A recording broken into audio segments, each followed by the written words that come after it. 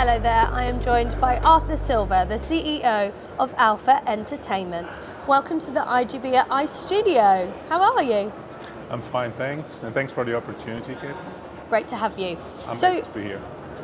Brazil's regulated gambling market launched on the 1st of January this year. Whilst there's only a few weeks of data, it would be great to get your early impressions on the data. And would love to know as well if you're happy with Alphabet's start in the market. Well, we are not entirely happy with the data because it's a struggle to comply with all the requirements. We decided to put Alpha 100% compliant, therefore we are releasing the product on the 3rd of February because we actually got surprised by the amount of work, but we are following the data of all the competitors and it's going to shine eventually, but this is an adaptation period we are going through. And so with a wave of new brands entering the market, has competition been fierce? Well, it's too soon to say that, to be honest, because we also have a lot of brands that left the market because they could not comply with the regulation. We expect the competition is going to increase along the time, but right now it's too soon to say that. And do you think that might push up costs in the business as well? Well, there is an immediate effect of pushing up the cost of doing business in Brazil because of tax, especially. So we need to understand if there will be room for more increase in other areas such as marketing. But it's natural to have a pressure because of the new entrants in the market. Too soon to say, but we expect to get a lot of hits in the marketing because of that. And considering the international operators moving into the market, do you feel this puts local operators at risk of being pushed out of their own country? Yes, I think so. I think they're smart, the local operators. They're gonna catch up eventually, but it's not just about the money. I think it's about the expertise of the international operators operating in a regulated environment. This is very fresh news to the local operators. So again, it's an educated guess. They will struggle, but honestly, I think they will find their ways. And is Alfa as Alfa was one of the first to secure a permanent license, do you think this gives you an advantage? For sure. I think first it demonstrates the positioning of Alfa, so its first priority is to ensure we have a compliant product following all the rules. We are not extracting value from the fact we got in the first list of 14 or 15 operators because we released the product in February. But considering all the struggle that the other operators are going through because of all the requirements, I think we are in a better position right now. And talk us through your launch strategy. Wondering if you're using traditional media channels or are you being more selective in terms of how you acquire customers? It's a mix. So we cannot just abandon all the history we had in the industry and forget there are football clubs or TV sponsorships. We have some deals secured I cannot give you details about, but we also need to have a look on other channels that are now open because of the regulation. So we're going with a blend of typical traditional media and channels, and we try to innovate with all the new channels that the regulation allows us to use. So Alfa Entertainment was one of 14 companies to receive a full license in Brazil. How much of a marker is that of Alfa's credibility in the market? Well, I think the number sends a message. If it was easy, we would have 200 operators in the same list because Brazil is definitely a very attractive market. Everybody wants that, but the payout is good because it's hard, putting it in very simple words. So that was the rationale moving us. So let's concentrate and focus 100% in making sure we'll be on that first list, and the rest will just follow the success. So we rely a lot on that. And do you believe the current regulatory framework is sustainable and effective for both operators and players?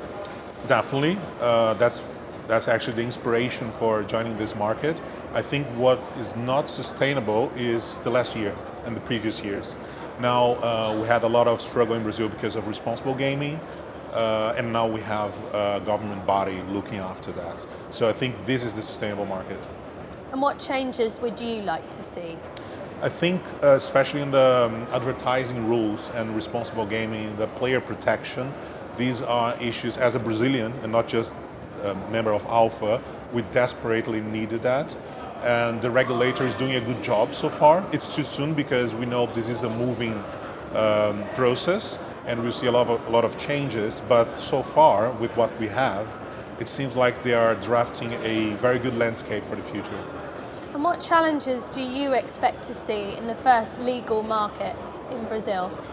I think Brazil went very preeminent with the verification tools, let's put it this way. I don't know any country that is using face recognition all the time like Brazil is doing. Technology in place in lots of elements of our business. And this might create some frictions. So users can have difficulties to verify the accounts, to join. But in the other end, you clean your database from abusers, fraud, and underage gambling. So it's going to be very difficult in Brazil to have under 18 playing with us. We have all the mechanisms, but it doesn't come for free, so it costs a lot. And the implementation is very difficult, but I think it's worth it at the end of the day. And what do you make of the criticism of gambling in Brazil that was made particularly over the second half of last year? What do you think of that? Well, I think, to be honest with you, I think the criticism is fair because it went out of control with the gray market. We had the legalization of the activity in 2018, but lacked the regulation. It caused a limbo where some operators that don't share the same concerns we share started promoting gambling in a different way, and they did not respect a single orientation in terms of responsible gaming. Therefore, it ended up with the criticism. The good thing is we have the answer. The answer is the regulation and making sure that all the operators will follow the advertising rules to protect the customer. So I think we had a problem and we have a solution and we're implementing it. And do you think the criticism will die down? It's not going to die down. I would say it's going to fade out eventually. And honestly, it's in our hands. So if the regulator and the operators, they do a good job by implementing all the policies that are required, I think the criticism it's natural that will slow down. But if they start ignoring, or if the illegal market thrives, which I don't think is going to happen, then we'll have the criticism back. And what does success look like for Alfa in Brazil over the next 5 years? I think it's about the customer experience. Our offer to the market is we want to give the Brazilian customer prime experience in betting and customer support. We think that if we do that, we achieve success, and all the other KPIs will come along with that. Brilliant. And how would you measure that? We have very accurate KPIs for customer happiness. We are a company formed by 3 partners that are local, myself and 2 more. So we understand the ethos of the market. We think we know what the customer wants. And it's a matter of finding the balance of giving what the customer wants and making sure we have a profitable operation. So we have a plan. We know what we need to achieve and touch the customer base in a different way. Arthur, thank you so much for your time.